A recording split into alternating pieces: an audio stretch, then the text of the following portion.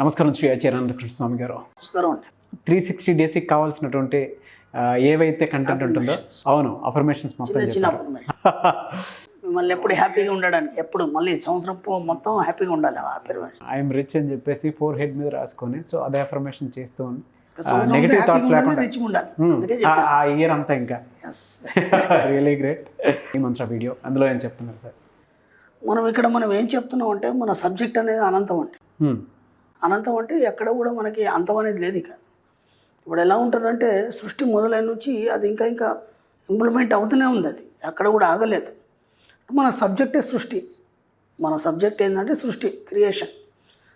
ఎప్పుడైతే మీరు క్రియేటర్ అని అనుకున్నారో, మీ జీవితంలో ఎక్కడ లోటు అనేది ఉండదు. ఇక అంటే మీరు ఎలా ఊహించుకోవాలంటే, ఎప్పుడు కూడా నేను సంపూర్ణంగా ఉన్నాను, ఐఎమ్ ద క్రియేటర్, నేను ఏదైనా సృష్టించుకోగలను అనే నమ్మకాన్ని కలిగి ఉన్నప్పుడు మాత్రమే అది సాధ్యమవుతుంది.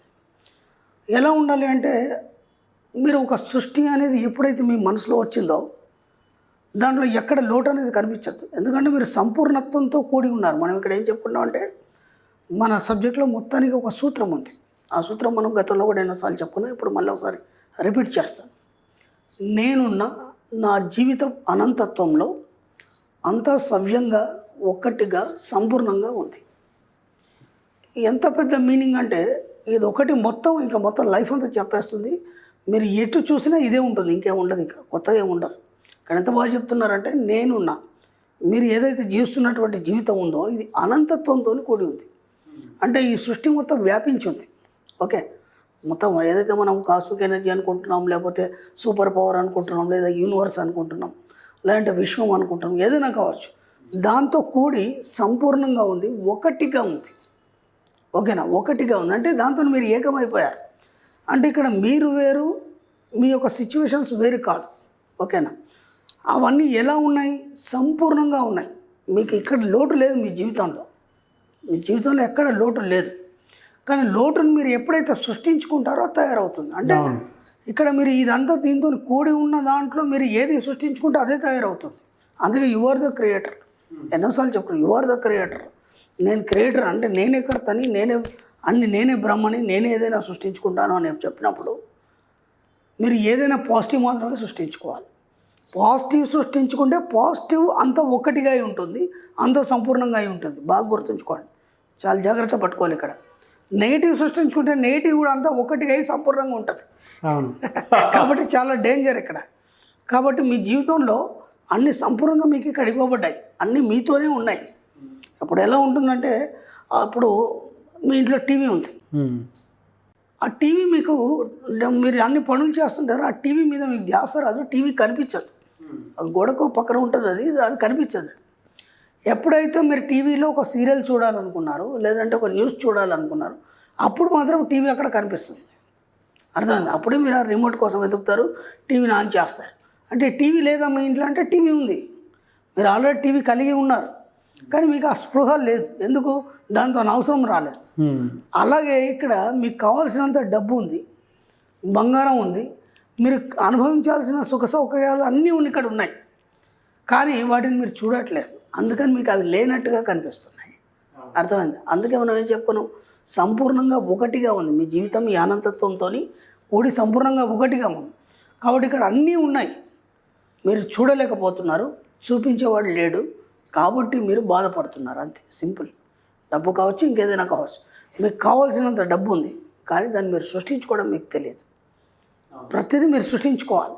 మీకేమేం కావాలి, ఎలా కావాలి, ఎంత కావాలి, అది దేనికోసం కావాలి, అది కూడా చెప్పాలి. మళ్ళీ అది దేనికోసం కావాలి చెప్పాలి.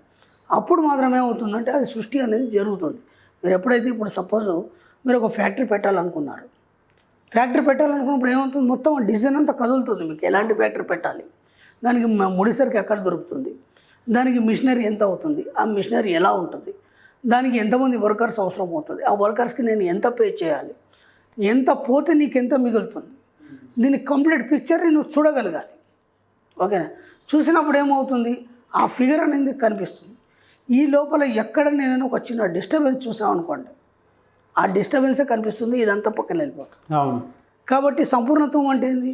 సంపూర్ణంగా నీకు మొత్తం కంప్లీట్ వర్క్ అయిపోయిన తర్వాత నీకేమొస్తుంది, నువ్వు అక్కడ ఎక్కడ ఉన్నావు, నీకు దానికి సంబంధం లేదు, అది మాత్రమే మీరు చూడగలగాలి. దీన్ని ప్రాక్టీస్ చేయండి. ప్రతి దగ్గర కూడా ప్రాక్టీస్ చేయండి. మీరు ఏ ఫీల్డ్లో ఉన్నా సరే అవన్నీ సంపూర్ణంగా ఉన్నాయి. ఇది ఫస్ట్ మైండ్లో పెట్టుకోండి. మీరు ఏ ఫీల్డ్లో ఉన్నా అది సంపూర్ణతతో కూడి ఉంది. దానివల్ల మీరు ఎంత పొందుతున్నారో, ఎంత కలిగి ఉన్నారని మాత్రమే మీరు చూడాలి. ఓకేనా? ఎక్కడ కూడా ఆ ఫీల్డ్లో లోటు కానీ లేకపోతే డిస్టర్బెన్స్ కానీ మీరు ఏ కొద్దిగా చూసినా ఈ సంపూర్ణతంతో ఆ డిస్టర్బెన్స్ లోటు కలిసిపోయి మళ్ళీ మీకు ఎన్ని ప్రయత్నాలు చేసినా సరే మీకు డిస్టర్బెన్స్ అవుతుంది, లోటు అనేది కనిపిస్తుంది. కాబట్టి ఉదయం లేవగానే పడుకునే ముందు ఈ పదాన్ని ఖచ్చితంగా 2 సార్లు చెప్పండి. ఉదయం లేవగానే పడుకునే ముందు నేనున్న నా జీవిత పరంతత్వంలో అంత సవ్యంగా ఒక్కటిగా సంపూర్ణంగా ఉంది. అలాగే మనం ఏ అఫర్మేషన్ చేసినా లేదా మెడిటేషన్ ముందు కూర్చున్నా లేదా మనం అఫర్మేషన్స్ రాసుకుంటాం, ఆ రాసుకునే ముందు ఈ వర్డ్ ఖచ్చితంగా రాయండి. ఖచ్చితంగా రాసి మీరు మిగతా ఏదైతే మనం అఫర్మేషన్ రాస్తామో అప్పుడు ఈ వర్డ్ ఏదైతే పై రాస్తామో ఈ మిగతా అఫర్మేషన్స్ అన్నీ సంపూర్ణంగా ఒకటిగా వాటి పనులు అవి చేసుకోవడం అనేది స్టార్ట్ అవుతుంది. మీరు ఈ వర్డ్ చెప్పకుండా రాశారనుకోండి ఖచ్చితంగా ఎక్కడో డిస్టర్బెన్స్ అవుతుంది, ఎక్కడ లోటు అనేది కనిపిస్తుంది. ఏ పనైనా మొదలు పెట్టండి. మీరు ఒక ఇల్లు గృహ నిర్మాణం జరుగుతుంది, మీరు ఇల్లు కట్టాలనుకున్నారు, లేకపోతే పొలం వేయాలనుకున్నారు, లేకపోతే ఇంకేదైనా కొత్త కన్స్ట్రక్షన్ చేయాలనుకున్నారు, లేదా ఒక ఫ్యాక్టరీ పెట్టాలనుకున్నారు, లేదా ఒక ఆఫీస్ ఓపెన్ చేయాలనుకున్నారు. ఏది చేసినా సరే ముందుగా ఇది సూత్రం, మన సబ్జెక్ట్లో ముఖ్య సూత్రం అనమాట. ఈ పదం చెప్పిన తర్వాత మొదలు పెట్టండి. ఏ లోటు లేకుండా సాఫీగా అన్నిటి అక్కడక్కడ సాగిపోతాయి. ఎంత వీలైతే అంత మీరు ఎక్కడ కూడా తక్కువగా ఊహించడం కానీ లేకపోతే మనం అనంతం అని చెప్పుకున్నప్పుడు ఏదైనా రిచ్గానే ఊహించండి. మీరు ఖర్చు కూడా ఎలా పెడతారంటే ఇది ఇంతలో అయిపోద్ది కదా అంతెందుకు అని ఎప్పుడు కూడా మీ ఆలోచనలో రానివ్వకండి. ఎందుకంటే మీరు రిచ్ మ్యాన్ కదా, రిచ్గానే ఖర్చు పెట్టాలి ఏదైనా. మీరు ఎంత ఖర్చు పెడితే అంతకు రెట్టింపు మీకు రావడం అనేది మొదలవుతుంది. రెండోది, మీరు ఎంత ఎక్కువ ఖర్చు పెట్టడం వల్ల అంతమందికి మీరు పని ఇచ్చిన వాళ్ళు అవుతారు, ఎంతోమందికి లైఫ్ ఇచ్చిన వాళ్ళు అవుతారు. కాబట్టి ఒక పని మీకు ఒక 100 రూపాయలు అయిపోతుంది అనుకుంటే 500 అయ్యేట్టుగా ఏమైనా పని ఉందో ఆలోచించండి. అంతేగాని 100 రూపాయలు అయిపోతుంది కదా ఎందుకు ఖర్చు పెట్టాలి 500 అనుకోకండి. అప్పుడు మీరు పెద్ద వాళ్ళ ఇల్లు చూసుంటారు, ఒక రిచ్ మ్యాన్ ఇల్లు చూసుంటారు. ఇప్పుడు మనం కట్టుకుంటాం ఒక ఇల్లు, డబుల్ బెడ్రూమ్ కిచెన్ హాల్, ఏదో కట్టుకున్నాం ఇల్లు ఉందా లేదా అంతే, పేరుకు మాత్రమే ఇల్లు. మరి బాగా డబ్బున్న వాళ్ళు ఎన్నో ఇంటీరియర్ చేయిస్తారు, దానివల్ల ఎంతోమందికి పని దొరుకుతుంది. అర్థమైందా?